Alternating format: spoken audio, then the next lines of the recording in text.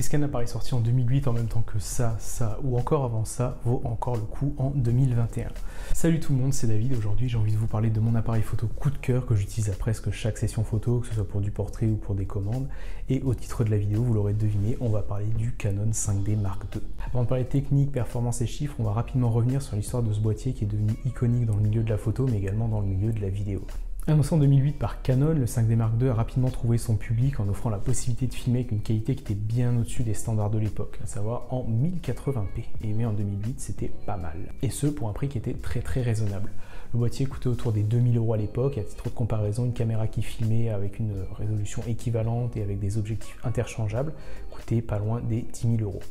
Ce qui a permis à de nombreux vidéastes en fait, de pouvoir se lancer. Et c'est un appareil qui a été utilisé pour tourner des scènes de films, des scènes de séries, des clips, et on en fait encore référence dans la culture populaire aujourd'hui. En plus de sa capacité à filmer, c'est un boîtier qui est presque indestructible. Donc à titre personnel, le mien était à moins 30 degrés, il a pris le givre, la pluie, il est tombé, il a dépassé son nombre de déclenchements, et pourtant, en fait, il fonctionne aussi bien qu'au premier jour. D'ailleurs, c'est lui qui est en train de filmer cette vidéo. Donc un appareil plein format, accessible, performant et solide, c'est avec ce boîtier que Canon a conquis le cœur des photographes, mais également des vidéastes. Et parce que toutes les bonnes choses ont une fin, il a tiré sa révérence entre 2012 et 2013 selon les pays, pour être remplacé par son successeur, le Canon 5D Mark III.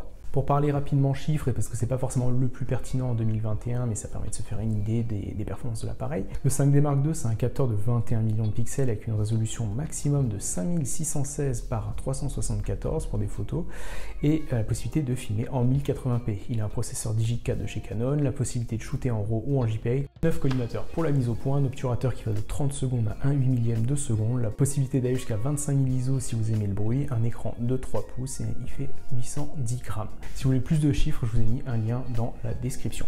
Mais alors pourquoi 13 ans après, à compter que vous regardez cette vidéo en 2021 bien sûr, cet appareil est toujours aussi génial? Et à cause de beaucoup d'éléments cités au-dessus en fait, donc c'est un appareil plein format avec un très bon capteur qui se défend encore très bien aujourd'hui par rapport à des appareils plus récents ou sortis même il y a quelques années. Il a une prise en main qui est très agréable justement, une gamme d'objectifs qui s'adapte à tous les besoins et qui se trouve à tous les prix et de même pour les accessoires.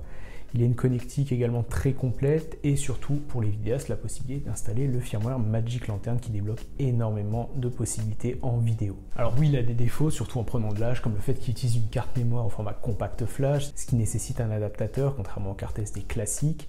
Il ne faut pas non plus monter très haut dans les ISO, autrement on voit très rapidement apparaître du bruit sur les photos. Le fait qu'il utilise une prise mini USB, bon ça c'est plus personnel, mais ça nécessite à chaque fois d'emmener un câble supplémentaire pour pouvoir récupérer ses photos ou un adaptateur. Il n'a également pas de Wi-Fi ni Bluetooth comme la plupart des appareils de l'époque. Il est également un peu plus lourd que des appareils hybrides sortis plus récemment. Mais malgré ses défauts, vous l'aurez compris, le Canon 5D Mark II c'est mon appareil coup de cœur en fait. C'est avec cet appareil que je me suis vraiment lancé dans la photo et qu'en fait je continue à utiliser, que je prends toujours autant de plaisir à shooter avec en fait au quotidien.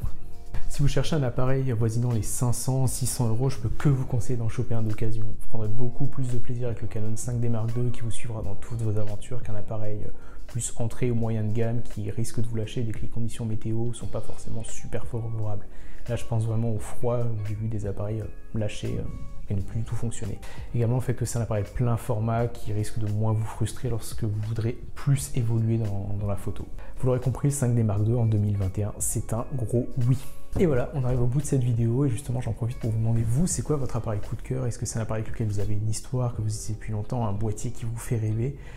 Dites-moi tout ça dans les commentaires et quant à moi je vous dis à bientôt pour une prochaine vidéo et d'ici là portez-vous bien.